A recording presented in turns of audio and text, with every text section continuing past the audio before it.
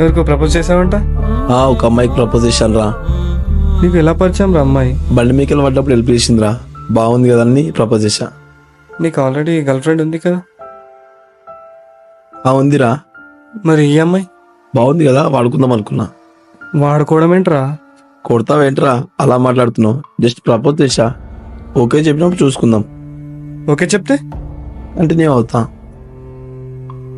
వెళ్దామా? మాట్లాడుతున్నా కదరా. తర్వాత మాట్లాడుతూ కన్నట్రా. సరేరా మరి నేను వస్తా. సరే మళ్ళా.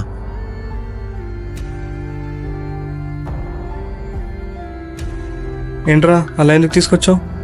మాట్లాడినాం కదరా, నేనే ఏదో ఒకటి చేస్తారా. సరే పోనీ. సరే